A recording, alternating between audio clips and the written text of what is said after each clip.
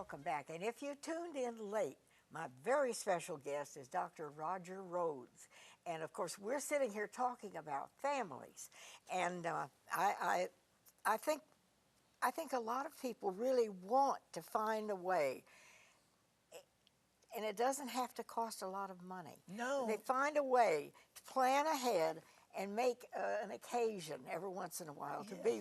And if you can't get all the family together, you know, you can be with some one time and others another time. It's just getting together. It's putting an importance on something. You know, like I've said before, in Oklahoma, going to the beach, not a priority, because the closest beach was Texas. I mean, you had to drive forever to make a beach.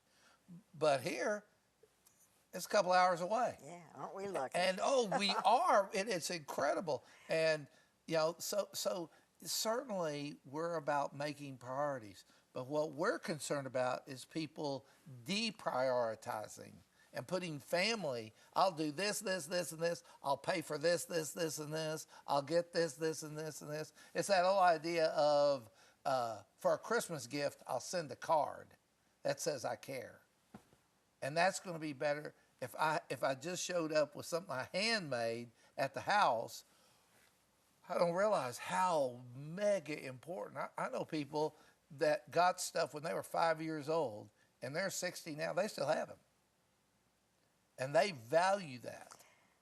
Do you think that we have gone too far in this direction to turn things around? I think for a lot of people we have, because it's too much effort.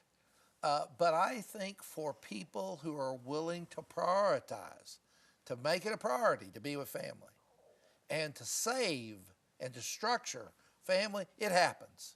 It happens. But I'll tell you right now, Peggy, there are a few older people I talk to that can't in a second bring back when they were a child and say, remember when you were at your first ball game? Yeah. Remember when you were at your first picnic? Not only could they tell me when they were at their first picnic, they could tell me what was served. They could tell me who made it. They could tell me what it tasted like, what they preferred, and what they did all day long. That's a lifelong memory.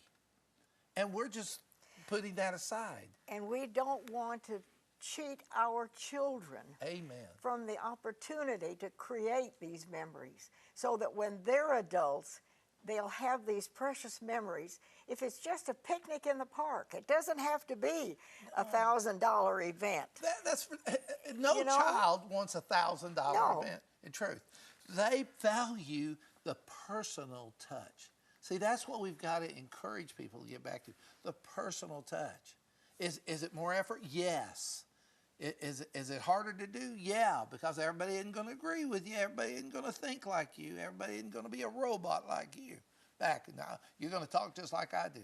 You've got to really work on interacting. You've got to work on playing together. You've got to really listen to people, and that takes effort. But what we're saying today is it is so worth it emotionally. It is, and it's so clear when you and I get together. We both get back there in the day and talk about the time, and how wonderful is that? That we can be, nothing is more powerful to me than us being able to sit in Greenville, South Carolina, and in a moment we can bring Louisville, Kentucky right in the door. Right in the door. I mean, I can see your dad right here. I can see your family right here. Yeah. I can see you celebrating right here, 2018. And what if we refuse to give that to our children, to sacrifice that for our children, to make that a priority for our children? We're robbing them. And I know what people are going to say. They're going to say, well, that's wonderful what Dr. Rhoades is saying, but I don't have the time to do all that. I have a job. I'm a mother, a housekeeper. I have a career. I have a family. I don't have enough time. I can't spread myself any thinner.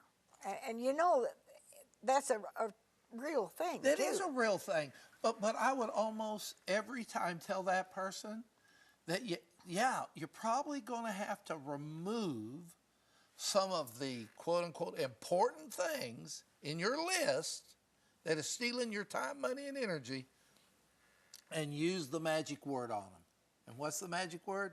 No. No, I'm not going to do that. No, I'm not going to do this. Would I love to go out and eat out every day? You bet. Would I love to go to live concerts every day? You bet. Would I love to go down to the beach every day? You bet. But I can't afford that. So I have to make some tough choices. That's being a mature adult. Some things we just need to say no to. And what we're saying here is one of the things I believe that came about in the 70s was saying no about family, saying no to family, moving away and saying that was then, this is now. And what I'm saying today as a therapist is it's costing us. We're not better for that. We're not better people for that. We're not better to our children for that. We're robbing our children. We're denying our children. And I know people who say, I would not deny my child a thing, but they deny them family time. And for the people spread thin, I just say, you need to go in there, write down all your priorities, and say, I'm just going to say no to this, this, and this. And in its place, I'm going to put family. And what I'm promising today, psychologically, they're going to do better. Their kids are going to do better. The kids will do better in school. They'll do better at work. And overall, their family's going to have a better attitude. There's just something about being with family, you know, that kind of sandpapers us smoother. And we have less rough edges, Peggy, when we interact with our family. So it's very powerful, very important to do that. And I'm willing to honor that I'm spread thin. I'm just saying, make tough choices. Okay. Now, what about this? This sounds like the perfect world, and I'm there with you. But what about the families where there's been dissension and hard feelings and all that? And you say, well, get everybody together. It isn't always a joyous thing to do. Right. And I want to say many times it's not a joyous thing. But what's interesting is we're better for it. See, so much of the time we're trying to get along to go along. We've just become vanilla-ish, and we think it makes us better. And I'm saying, no, it doesn't. I mean, the fact that you're different, I'm different, you have history, I have history, and us mixing together and creating the history together is better when we bring in what we've got. And so we don't disagree. I say, then agree to disagree. It's not like we have to be together. I mean, I would certainly say my brother and sister are not like me, but I respect that they're like themselves, but they don't live in my house. One lives in El Paso, one lives in Oklahoma City, and I live here. And is it perfect when we get together? No. Do we have to adjust? Yes. And what I'm saying is, does it make us better people? And I believe it does. And when our children watch us interact with the people we grew up with, it changes them. They're better people. They work with others better. They are more adjustable and flexible because they know, wow, I can't believe Mom and Dad did that. I can't believe they acted that way. I can't believe they worked through that. That's very powerful to see. And kids, they watch. Boy, I tell you, nothing amazes me than the watchful eye of a child. They don't miss a thing. I mean, if you scratch your left arm, a week later they go, yeah, I saw you scratch your left arm. You're like, wait a minute. But see, that's the same thing that happens when they're watching you.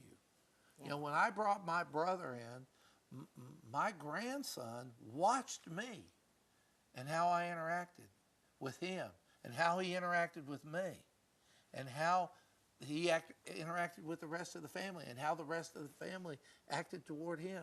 And even today, I can say to him, he hadn't been here for, I want to say, 2 years, and I can still bring it up to my grandson. He can bring it up right then. Oh, yeah, I remember when we did. He can remember where it happened, what was going on, who was there, the whole thing. So you're really creating memories for your kids. Yes. And I think you have to be, part of what we're saying here is you have to be purposeful. It used to be easy because we all lived in the same town. Everybody was close. Yeah, we all went to church together. We all went to Kiwanis Club together. Yeah. So that was just life. And our world has changed, and maybe not always for the better, but it's what we have. So we have to make the effort to make it better and use what we have. Right, and quit trying to pitch people that it's easy. I love this show because that's one thing you don't do. You really jump on. Don't make it sound like anybody do it. No, it's tough work. There's no, I wake up and if I want to lose 10 pounds, I lose 10 pounds. You know, I don't have to eat differently and I don't have to exercise. Hey, you got to exercise and it's hard, and eating, you got to use some restrictions. That's hard too. Now, if you're willing to do the hard stuff, you're going to be thinner. And that's what we're doing here, Peggy. We're saying if you're willing to prioritize your time and energy and money, you're going to meet with family. And even if we disagree, and even if there's some tough times, we're better. Our kids are better for that. You bet. So I think the message that Dr. Rhoades is trying to give us all today is that it's worth the effort to get together with those people, maybe people we don't always enjoy being with, but people that we need to reach out to, and especially for the sake of our children.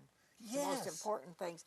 Will you come back? Oh, you know I will. We always have so much I love fun. being here. And wherever you are, we just wish you joy and happiness, and get together with your families. Amen. Reach out. That's what's going to make this world a lot better. Thank you. We'll see you next time.